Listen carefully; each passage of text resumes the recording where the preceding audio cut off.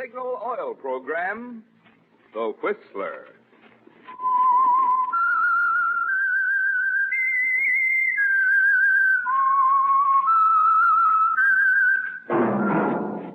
That whistle is your signal for the signal oil program, The Whistler.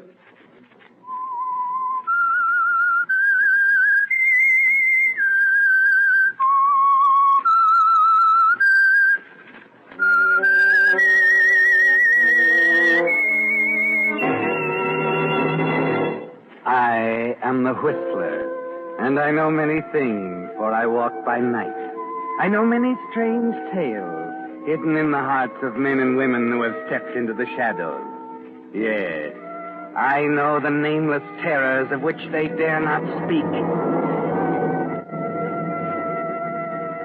Yes, friends, it's time for The Whistler, rated by independent research the most popular West Coast radio program. And remember, let every traffic signal remind you, with new Signal gasoline, you do go farther than ever. Look for the familiar big yellow and black circle sign that identifies those popular Signal service stations throughout the West from Canada to Mexico. And now, The Whistler's strange story, Stolen Murder.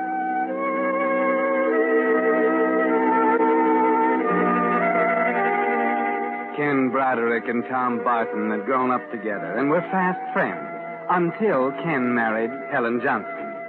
Helen had never liked Tom, not only because he was pasty-faced and sickly, but principally because of his influence in keeping her husband Ken in St. Augustine, Florida. According to Tom, they were going to write great American novels and bring the world humbly to their door. But Helen had other ideas. A letter to her brother, who was an important literary agent in New York, and she wangled a job for Ken as copywriter in a small Manhattan advertising agency.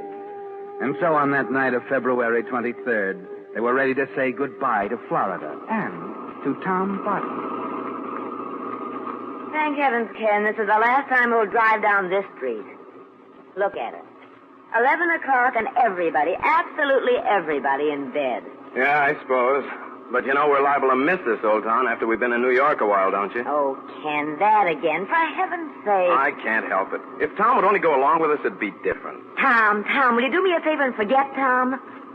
When we got married, we were going to travel and meet people and do exciting things. Well, this is our chance. Sure, this is our chance. Okay, here we are. We say goodbye to Tom, and that's that.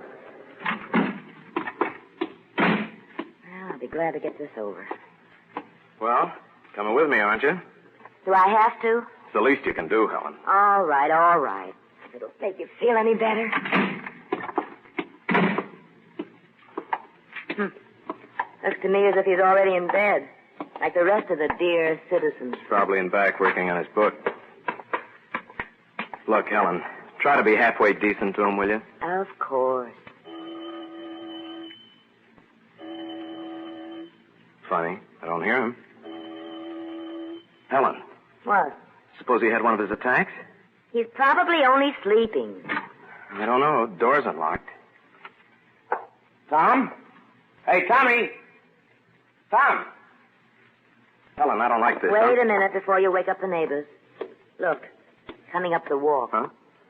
Oh, Tommy. Hey, we were beginning to worry about you. Ken. Helen.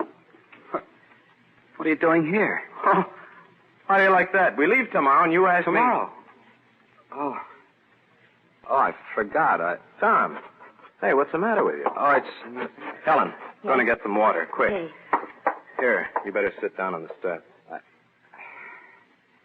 I'm sorry, Ken. I'm all right now. Oh, the devil, you're all right. Tom, this is crazy. What you need is a good specialist. You can't go on like this. Now, if you'd only use your head and come to New York with us. New York? Well, sure, there's plenty of room in the car. We could get a good doctor for you and find out what this is all about. Yeah. How is he? I guess you're right, Ken. You are right. I will go with you tomorrow. You will? Oh, that a boy. Helen, did you hear that? Tom's going with us. Yes, I heard. Here, drink your water.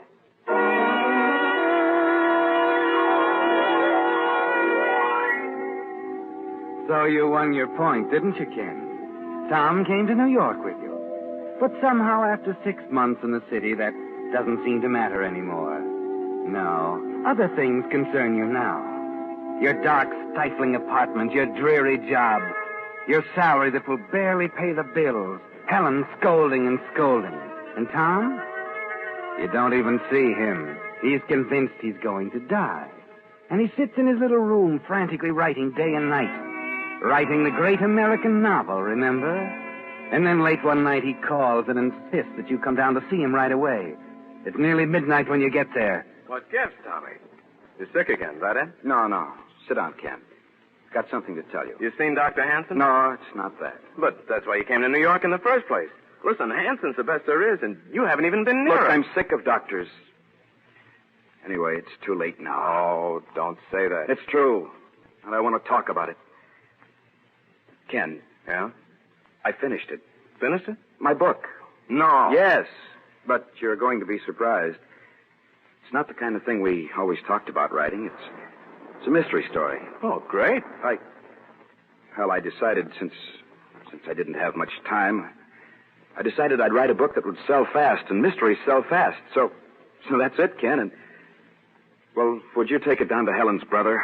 Helen's brother? Yes.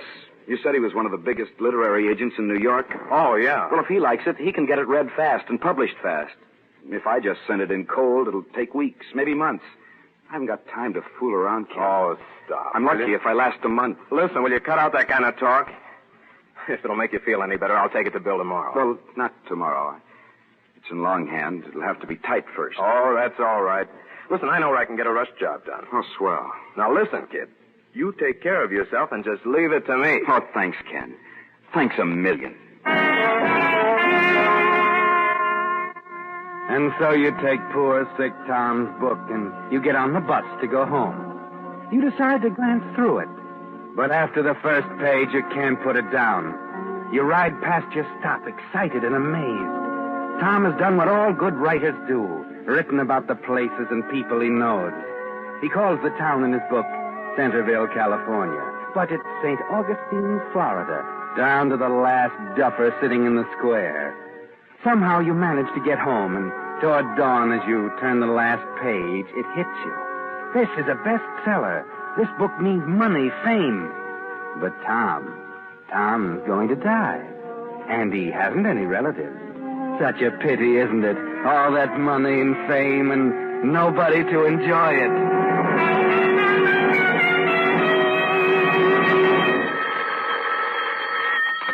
Hello? Ken, that you? Oh, yeah. Hello, Tom. How are you? I'm all right. Haven't you heard from Bill yet about the book? It's been 3 weeks. Well, yeah, I was going to call you. Bill liked the book quite well, but he thinks you should do a little rewrite. Rewrite? I haven't time. I feel terrible. I thought the book was good just as it stands. Oh, it is, except for a few minor points. Look, Tom, I've been thinking. You know that little cabin Helen and I rented in June up in Connecticut? Yeah, what about it? Well, I can get it for you cheap. It's kind of a dump, but it's way off by itself. If you get up there and spend a couple of weeks rewriting some spots and... Yeah, I gotta get out of New York anyway. That's an idea. Swell. Suppose I call the real estate agent right away, and then Saturday I'll drive you up. Oh, thanks. Thanks, Ken. I don't know why you do all these things for me. Oh, forget it. After all, what are friends for?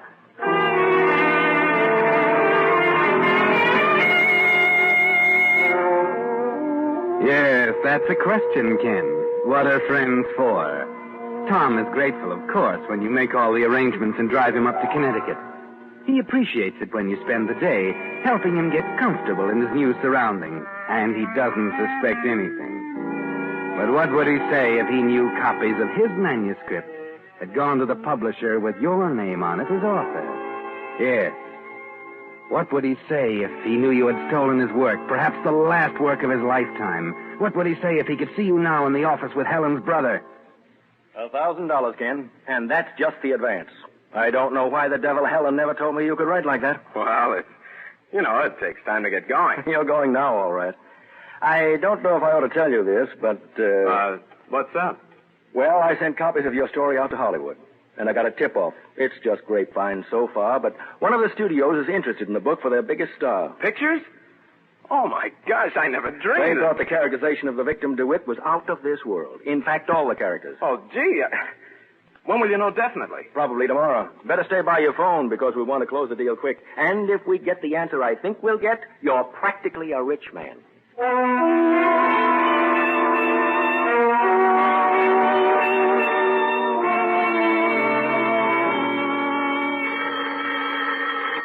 Hello, Bill? No, it's me, Tom. Tom. I was expecting a call from Bill on your book.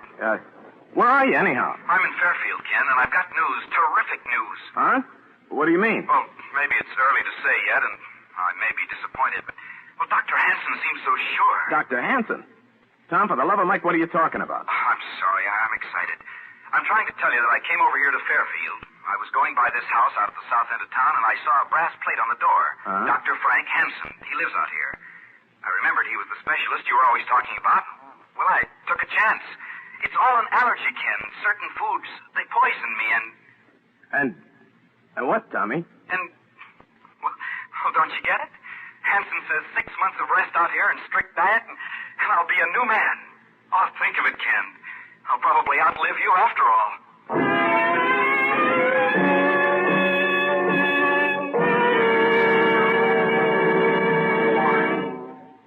With the prologue of Stolen Murder, the Signal Oil Company brings you another strange story by The Whistler.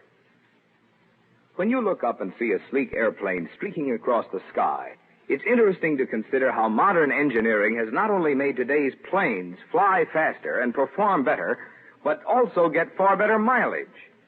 Now, that's interesting because in much the same way, science has increased the mileage of new Signal gasoline by increasing its performance. You see, when science rearranged the atoms in gasoline molecules to put improved performance into new Signal gasoline, they not only gave you quicker starting, faster pickup, and higher anti-knock, but by helping your motor perform more efficiently, they also made new Signal gasoline go farther than ever. Well, that's an important point to remember. It's the same qualities in gasoline that get extra driving pleasure from your motor that also get extra mileage. That's why Signal says look to your speedometer for the best proof of gasoline quality. It takes extra quality to go farther. And Signal is the famous Go Farther gasoline. And now, back to the Whistler.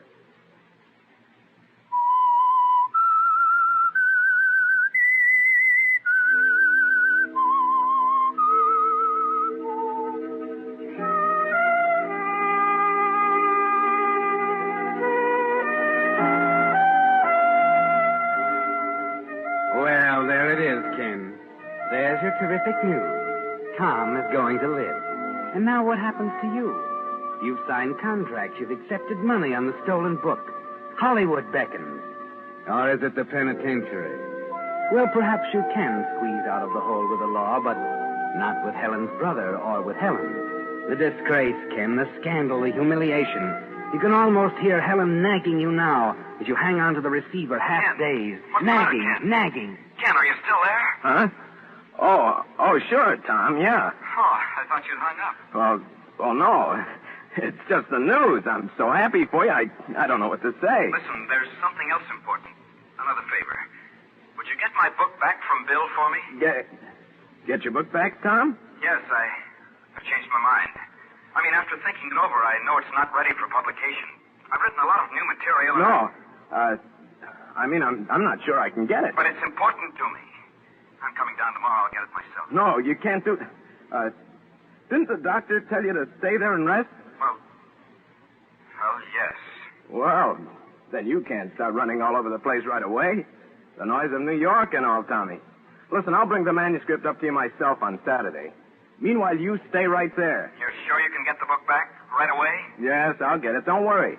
Listen, I'll see you Saturday. Okay. And, Tom... Yes? We'll take today and celebrate the good news, huh? Maybe a little hunting?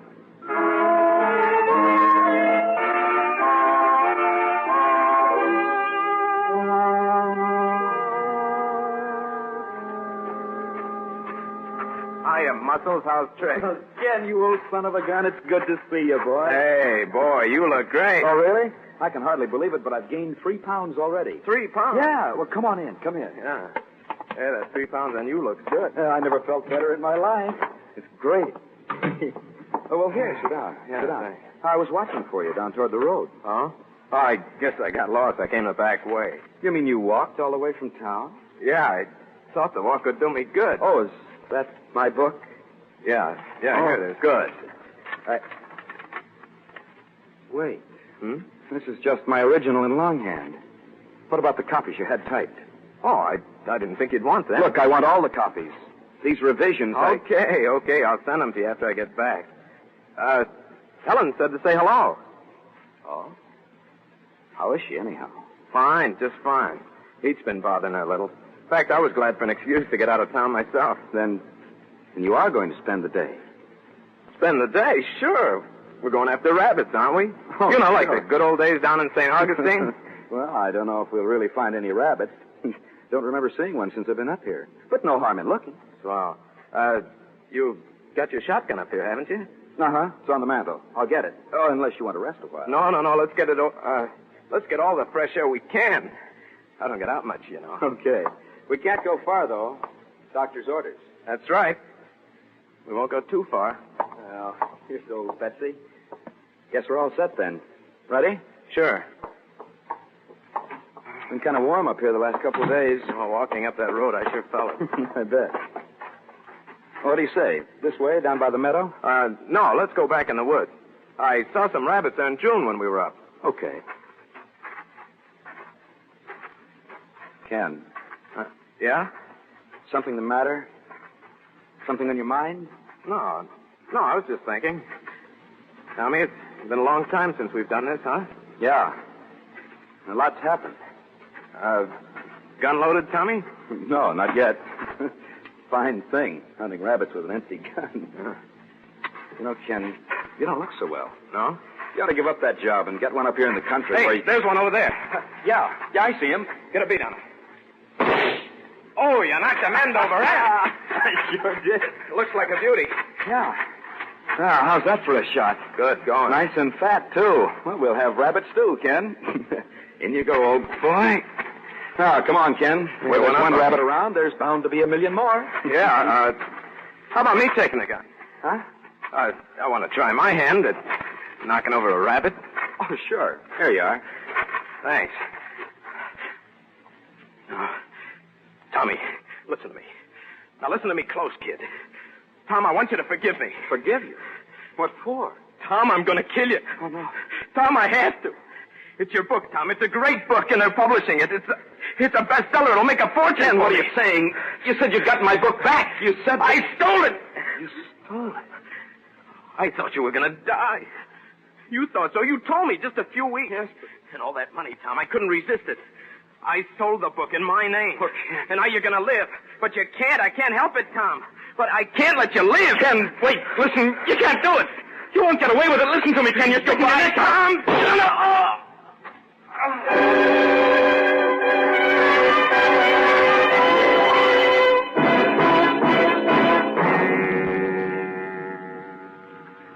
So it's done, Ken. All over. And you put the gun under the body just as you'd planned. But you're weak in the knees, and you don't know if you can get back into town unseen or not. And then suddenly you find strength you didn't know you had.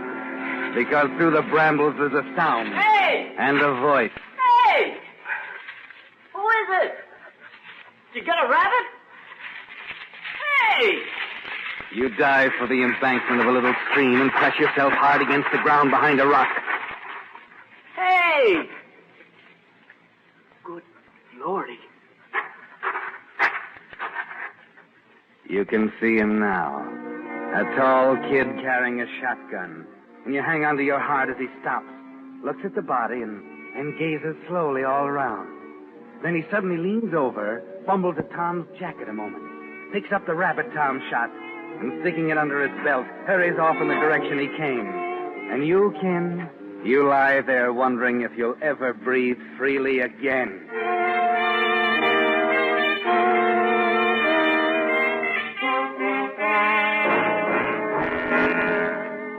And so it's my pleasure to announce that not only will the book hit the stands tomorrow, but... Oh, come on, Bill. Will you stop teasing? But the contracts were finally signed in Hollywood yesterday. Ken, you're a rich man. Oh, Ken! $50,000. $50,000. $50,000 and not a care in the world. Yeah, not a care in the world. And did you see the publicity in this morning's paper? What breaks we're getting. The lead column in the Times book section. No. Hey, that's wonderful. Haven't seen the papers yet, but... Oh, well, I'd rather hoped you had. Well, Bill, what's the matter? I'd hoped that this wouldn't have to spoil the good news, but your friend Tom Barton... Tom? I might as well give it to you straight. He was killed by a shotgun out near Fairfield. Oh, no. They only found the body last night. Oh, Ken. Suicide? No, they thought that at first. Ill health. But a doctor out there says he was in good spirits. He had every chance of recovery. The doctor? Then an accident? Worse than that. From the position of the gun and the body, they suspect murder. No. But look, Ken, it's nothing for you to worry about. You don't want to let it spoil the success of your book.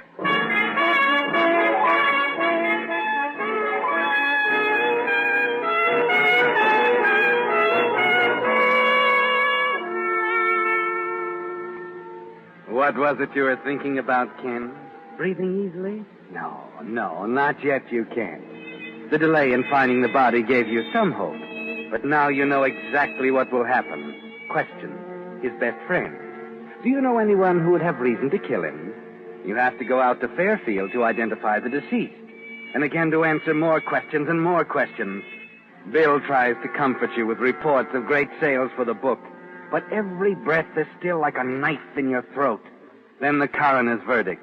That's something to wait for, isn't it, Ken? Look, Ken, I know how much Tom meant to you. But Cut it out. I don't want to talk about it. Well, you don't have to snap my head off. You'd think the coroner's verdict can make a difference. It won't bring Tom back. Helen, for heaven's sake, will you shut up? Will you please, just once keep your mouth shut? All right, Ken. The phone. Well, don't you want to answer it? It might be news about the verdict. That's what you want, isn't it? No. Answer it. Answer it, will you? Yes? Yes. Who is it, Helen? Bill. Yes, Bill. It came through? He was a kid. Helen, what is it? Tell me now. The coroner's verdict, Ken. Yeah? A young kid. They picked him up trying to pawn Tom's watch. Uh-huh. He admitted being on the scene of the shooting and taking the watch from Tom's jacket. Confessed the whole thing. Confess the whole thing. What, Bill? He testified that no one was there, so it just had to be accidental? The jury couldn't reach any other verdict, huh? Accidental? Accidental? Helen! You want to talk to him, Ken? Huh? Oh, no, I'll call him... No, wait. Yes, I will talk to him. I think it's time the three of us went out somewhere. To celebrate my book.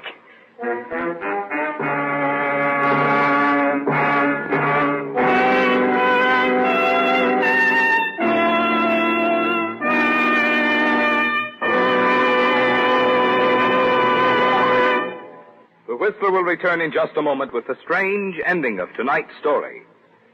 Meantime, a word about that extra something you get when you have your car serviced at independently operated Signal gasoline stations. I'm talking about that feeling of confidence and well-being you have as you drive out, knowing that your car has been thoroughly and conscientiously taken care of. You see, Signal dealers, being in business for themselves, do go out of their way to give you the kind of job they're proud to stand back of. When they lubricate your car, for instance, here's what Signal dealers do to make sure not a single point is overlooked. Instead of relying on memory, they check each point against Signal's lubrication chart, which shows every lubrication point on your car and specifies which of Signal's 9 specialized oils and greases each part should have for long, trouble-free service. But they don't even stop there. No, sir. Just to make doubly sure, they check each point again, which is why it's called Signal's double-check lubrication. That's the kind of service you want these days when your car has to last until who knows when. And that's the kind of service you get from your friendly, dealer-owned Signal service station. And now, back to the Whistler.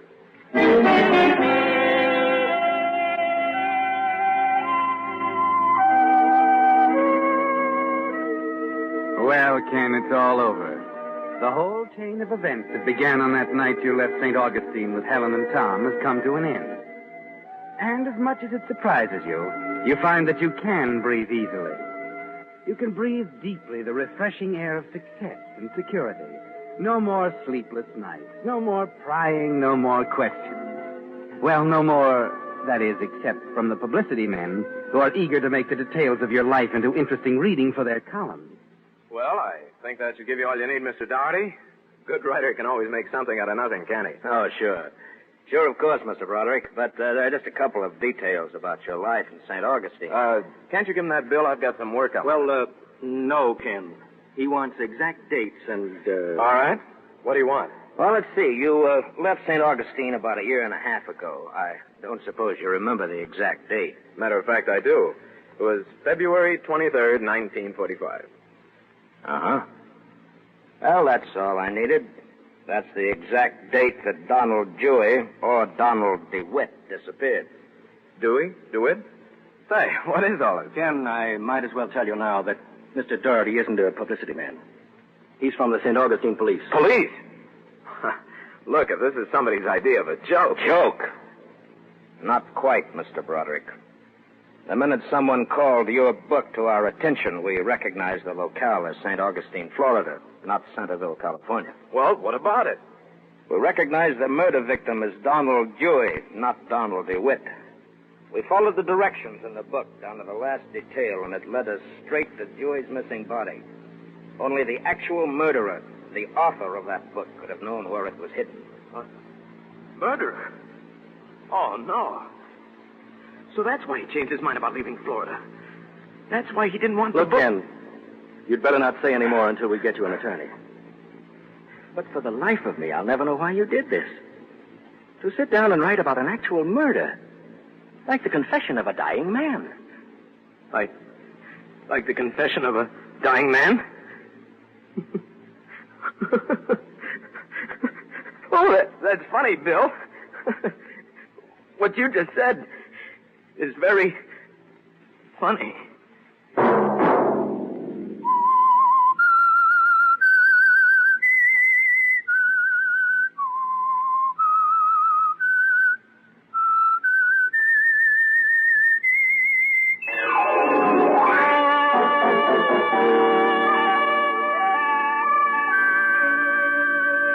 Next Monday at 9 o'clock, The Whistler will bring you another strange tale. The Whistler is broadcast for your entertainment by the marketers of Signal gasoline and motor oil and fine quality automotive accessories, and by your neighborhood Signal dealer. Featured in tonight's program were Paul Frees and Howard Culver. This program, directed by George W. Allen, with tonight's story by Eleanor Beeson, music by Wilbur Hatch, is transmitted to our troops overseas by the Armed Forces Radio Service.